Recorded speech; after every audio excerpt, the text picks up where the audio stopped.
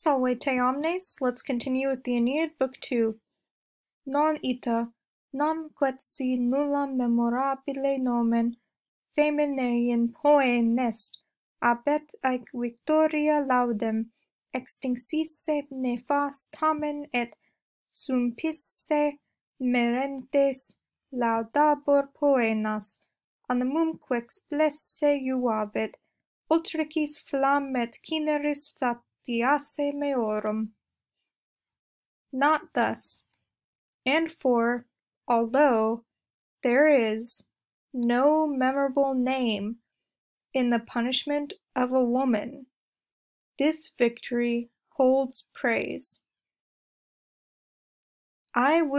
Nevertheless, Tommen, I will be praised to have extinguished the wickedness, and to have exacted deserving punishments, and it will help to have filled up my soul with the vengeful flame, and to have satisfied the ashes of my people.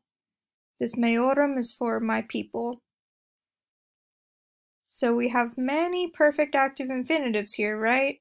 We've got satiasse, explesse, sumpsisse, extincisse. See, that's 4 right there. So if you weren't familiar with how that form looks, then you've got a little refresher. Now up here we've got non ita is what we begin with. Not thus. It is not thus. Because previously Aeneas was discussing Helen surviving and going on to her home, and now Aeneas is saying, no, I'm not going to let that happen. I know there's not much glory in killing a woman, but this victory holds praise. So Aeneas is saying he plans to kill Helen, even if it's not honorable, if he's not going to be praised for it. This victory is different. Killing this woman is different than just killing any other woman. Because Helen is just sitting in a temple, defenseless, so Aeneas going up and killing her, that would usually be a pretty bad thing, but Aeneas is talking himself into it.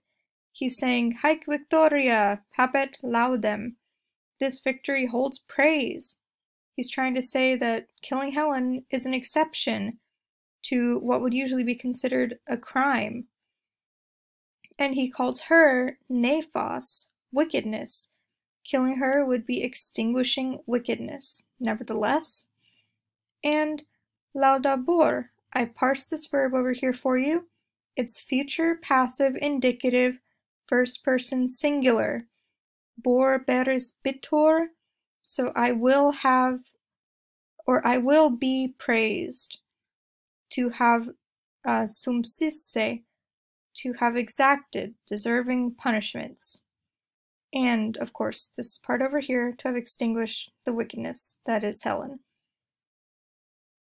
Now we've got a que, so the beginning of a new clause, and we've got another future verb here, but this is future active, bo bis bit, bit. So it will help. You can use it impersonally. It will help to have explesse my animum with the ultricis flammae. It will help to have filled up my soul with the vengeful flame. So this is a special verb, explesse, and it will take a genitive a lot of the time, which is why you have this genitive singular over here. It's like the sense of filling something up or having enough of something. Now over here, it's just the end of the sentence, and it will help to have satisfied the ashes of my people. So he's saying basically that killing her will avenge the ashes, the people who have died in Troy, and it will appease his very own soul that is burning with rage at the sight of Helen.